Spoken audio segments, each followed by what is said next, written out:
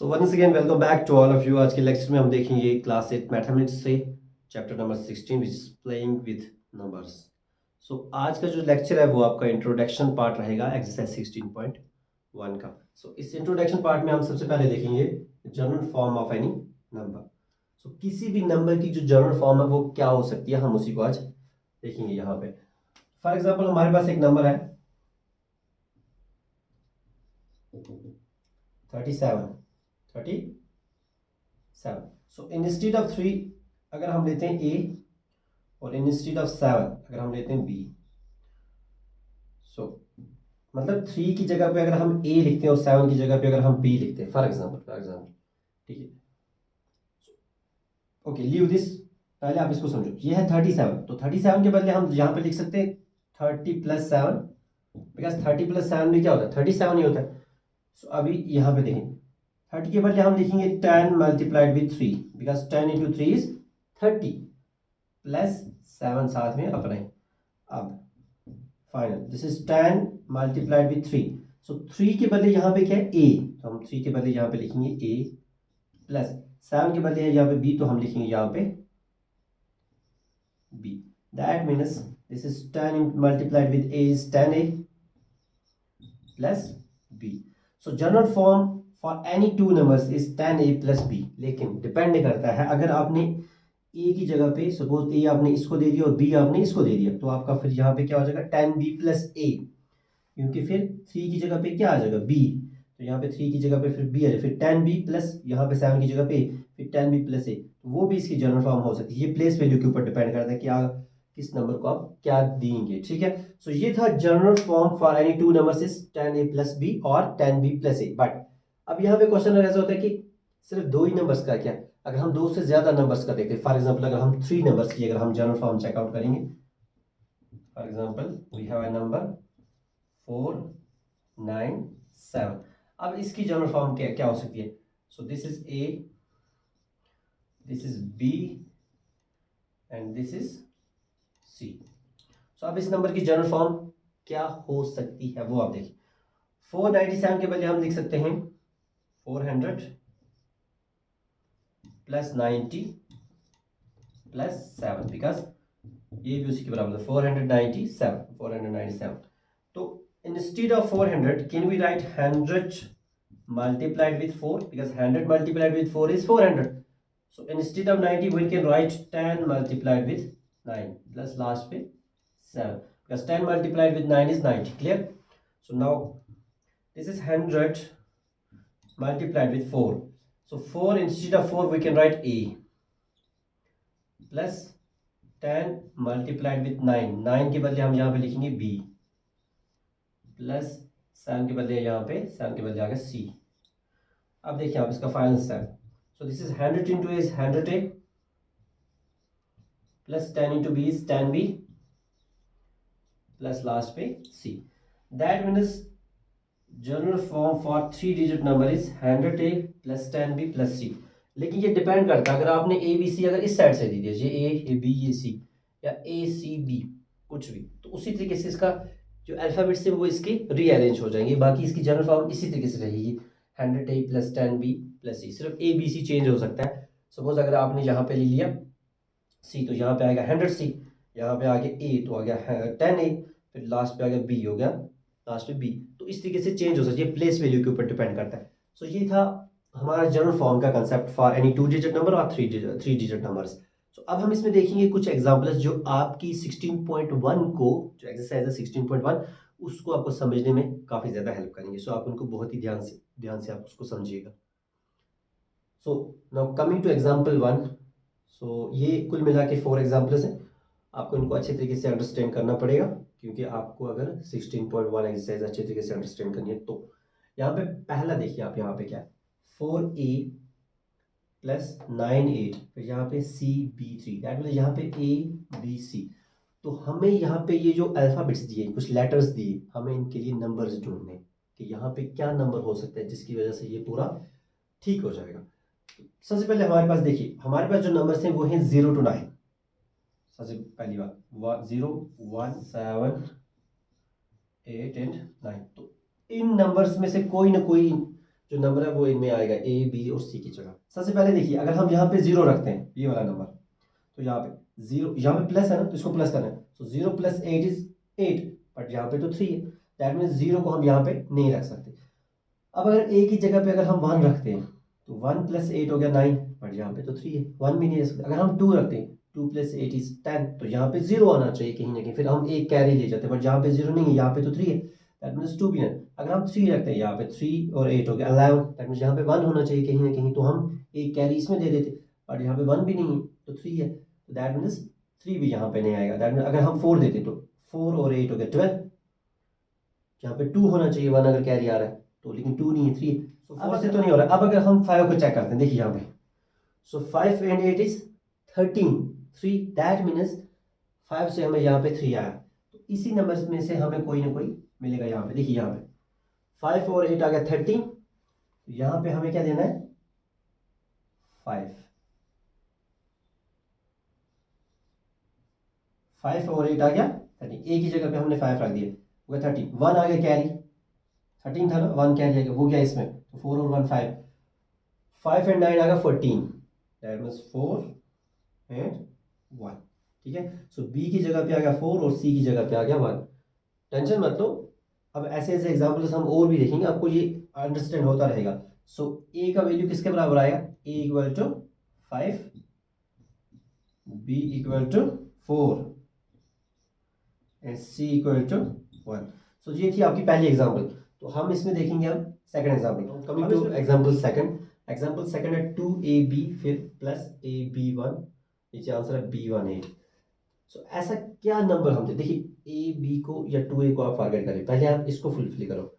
ऐसा क्या नंबर हम यहाँ पे रखेंगे जिसकी वजह से उसको हम ऐड करेंगे 1, जिसकी वजह से यहाँ पे क्या आ जाएगा 8 आ जाएगा। देखिए, अगर 0 हम रखते तो 0 और 1 1 होता है, 1 रखते 1 और 1 2 हो जाएगा, 2 रखते 2 और 1 3 हो जाएगा, तो 3 रखते तब भी नहीं होगा, 4 5 6 7। बट अगर हम यहाँ पे b की जगह पे अगर हम यहाँ पे 7 रखते, 7 + 1 होगा ना 8, तो b की जगह पे हम क्या रखेंगे यहाँ पे ये वाला 7, b की जगह पे यहाँ पे आ गया 7, देखिए 7 और 1 आ गया 8, ठीक है।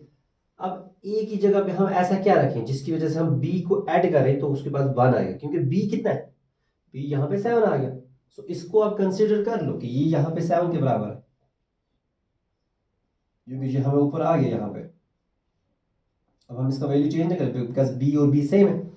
सो a की जगह पे हम ऐसा क्या रखें जिसकी वजह से हम इस 7 को हम ऐड करेंगे तो क्या आएगा 1 आएगा यहाँ पे। देखिए यहाँ पे अगर हम यहाँ पे 1 रखते हैं, 0 रखते हैं, 0 और 7 7, 1 रखते हैं 1 और 7 8, 2 रखते 2 और 7 9, 3 रखते 3 और 7 10, तो यहाँ पे 0 होना चाहिए, 3 से नहीं हुआ। अगर हम यहाँ पे 4 रखते हैं, a की जगह पे अगर हम 4 रखते हैं तो 4 और 7 आ गया 11, तो 1 आ गया, तो 1 फिर हम कैरी दे देंगे। तो हम यहाँ पे a की जगह पे हम रखेंगे 4, क्या रखेंगे 4, ये वाला 1 ये वाला 4, ठीक है। सो 4 रखा हमने a की जगह पे, देखिए 4 और b की जगह पे ये वाला 7, तो 4 और 7 आ गया 11, तो 1 आ गया कैरी, वो हमने रखा यहाँ पे। सो 1 और 2 आ गया 3 आ गया ना यहाँ से, 2 और 1 आ गया ना 3। अब a की जगह पे हम ऐसा क्या रखें जिसकी वजह से यहाँ पे b बन जाएगा। तो अब मुझे बता b किसके बराबर है, पहले b तो 7 के बराबर है ना, तो a की जगह पे क्या होना चाहिए, a की जगह पे तो ऑलरेडी 4 है, तो यहाँ पे ये 4 रख दो, बिकॉज 1 2 हो गया 3, इन दोनों को जब ऐड किया 3 और 4 7 जहाँ पे है ना, तो इसकी जगह पे वही आएगा अपना ही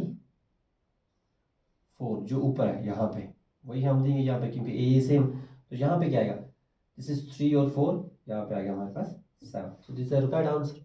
सो a equal to 4 and b equal to 7। तो एक बार फिर से इसको आप ध्यान से देख लो, बहुत ईजी है ये, थोड़ा बहुत ट्रिक्स, हम प्लेइंग विद नंबर्स, मतलब हम नंबर्स के साथ खेल रहे कि हम कौन सा नंबर कहाँ पे रखेंगे, क्या होने वाला है, तो इस तरीके की ट्रिक्स है। अब इसमें हमने एडिशन के 2 एग्जांपल्स देखे, अब हम इसमें देखेंगे मल्टीप्लिकेशन के एग्जाम्पल।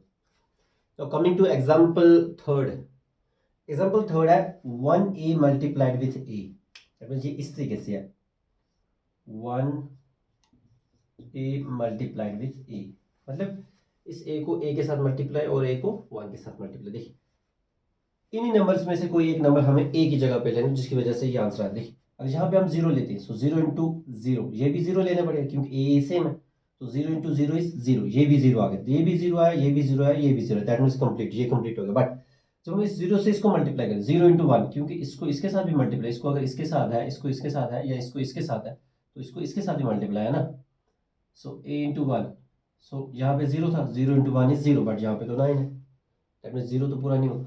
अब अगर हम 1 से देखते हैं, 1 इंटू 1 इज 1, तो यहाँ पे भी 1 आ गया, ठीक। अब 1 इंटू 1 इज 1, बट यहाँ पे तो 9 है, 1 तो नहीं, ठीक। सो 2 से देखते हैं, 2 इंटू 2 इज 4, यहाँ पे 4 आ गया, दैट मीन्स यहाँ पे 2 आना चाहिए ना, तभी तो ये 2 2 2 सेम आ जाए, बट यहाँ पे 4 है, ये फुलफिल ही नहीं होगा। अगर हम 4 से देखते हैं, फॉर एग्जाम्पल 4 इंटू 4 इज 16, तो 6 लिख लिया हमने यहाँ पे, बट यहाँ पे 4 है, यहाँ पे भी 4 है, यहाँ पे तो 6 आ गया, गलत हो गया पहली। अब अगर हम देखते हैं 5 से, 5 इंटू 5 इज 25, तो यहाँ पे हमने लिख लिया 5, तो ये भी 5, ये भी 5, यहाँ पे 5, बट यहाँ से 2 कैरी आ गया, बिकॉज यहाँ पे 25 आया था, और 2 हमने यहाँ पे रख दी, 5 1 और 5, 5 और 2 7, बट यहाँ पे तो 9 है। 6 से अगर हम देखते हैं, यहाँ पे अगर हम लिखते हैं 6, ये अगर लिखते हैं हम 6, तो 6 इंटू 6 इज 36, यहाँ पे आ गया 6, 3 के आगे कैरी, वो 3 हमने यहाँ पे रख दी, फिर 6 1 6, 6 और 3 9, अब तो पूरा हो रहा है ना ये। तो यहाँ पे हमें a लेना है 6 के बराबर, देखिए ये जो a है हमने 6 के बराबर लेना है, देखिए अगर a 6 के बराबर आ गया तो 6 इंटू 6 इज 36, 6 हमने यहाँ पे लिख दिया, 3 क्या है कैरी, तो 3 हमने यहाँ पे रख लिया, और ये a 6 के बराबर था, तो 6 1 और 6, 6 और 3 9, तो अब आपका आंसर आ गया, that means a equal to 6, ठीक है। तो इन ऐसे पार्ट से डरना नहीं है, इनकी जस्ट आपने एक बार इनकी ट्रिक समझनी है, कर क्या रहे हैं हम, जैसे वो आपको समझ आ गया ना, फिर आप ये पूरी एक्सरसाइज को हम एकदम फिनिश कर देंगे। सो आपने ऐसे पार्ट्स से डरना नहीं है, ठीक है, इनकी प्रैक्टिस करनी है। ओके, हम इसमें अब नेक्स्ट एग्जांपल देखते हैं। नाउ कमिंग टू एग्जांपल 4, और एग्जांपल 4 है ए बी मल्टीप्लाइड विद 6। ये इस तरीके से कहीं ना कहीं ए बी मल्टीप्लाइड विद 6 इस तरीके से, फिर उसके बाद नीचे आंसर है बी बी बी, ये वाली, ठीक। तो इस 6 को मल्टीप्लाई बी के साथ, 6 को मल्टीप्लाई ए के साथ, इसको इसके साथ भी, इसको इसके साथ भी, क्लियर। सो 6 अगर यहाँ पे हम लेते हैं, फर्स्ट सपोज 0 से लेके 9 तक आप कोई भी नंबर ले सकते हो। फॉर एग्जांपल अगर हम यहाँ पे 1 लेते हैं, फॉर एग्जांपल 6 इंटू 1 हो गया 6, तो यहाँ पे क्या आ गया आंसर 6 आ गया, बिकॉज यहाँ से 6 इंटू 1 इज 6 आ गया, यहाँ पे 6 आंसर आ गया। बट यहाँ पे क्या है 1 आया, 6 इंटू 1 यहाँ पे क्या है 6, तो बी यहाँ पे 1 आ गया, बी यहाँ पे 6 आ गया, तो बी डिफरेंट हो गए, सेम आना चाहिए। अगर हम 2 से करते हैं, 6 इंटू 2 इज 12, तो यहाँ पे आ गया 2, यहाँ पे भी आ गया 2, तो 1 आ गया यहाँ से कैरी, बिकॉज यहाँ पे 12 आया था ना, 1 कैरी आ गया, वो 1 हम यहाँ पे रखेंगे। अब 6 इंटू हम कुछ करेंगे, सपोज अगर हमने किया यहाँ पे 6 इंटू 1, 6 और 2 8, तो यहाँ पे 2 तो यहाँ पे 8 आ गया। ये 6 इंटू 2 अगर हम करते हैं तो 12, और वो जो दो जो कैरी आए थे वो हो गया 14, तो यहाँ पे 4 आ गया, 1 आ गया कैरी, वो हम यहाँ पे रखें, यहाँ पे तो 4 आ गया, बट यहाँ पे 2 आया था, यहाँ पे भी 2 आया था, यहाँ पे तो 4 आ गया, यहाँ पे 1 आ गया, तो बी सेम नहीं है। तो अगर हम ऐसे करते हैं 6 इंटू 4, 6 इंटू 4 इज 24, तो यहाँ पे क्या आ जाएगा 4, 2 के आगे कैरी, 2 के आगे कैरी।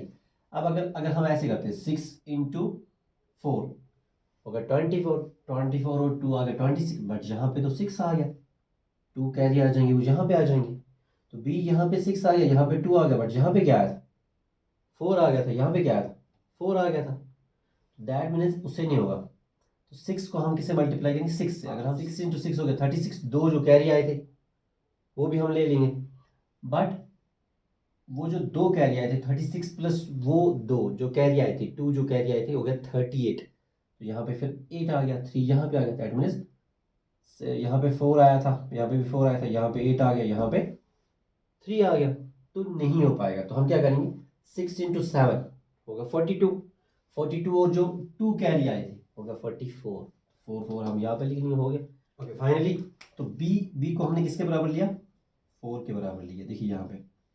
सो 6 इंटू 4 मतलब बी है ना 4 के बराबर, 6 4 आर 24, 24 तो यहाँ पे हमने लिख लिया 4, 2 के आगे कैरी वो हमने यहाँ पे रख दिए, तो 6 7, क्योंकि 7 पे ये फुलफिल हो रहा था, तो 6 7 और 42, तो ए को हमने लिया 7 के बराबर,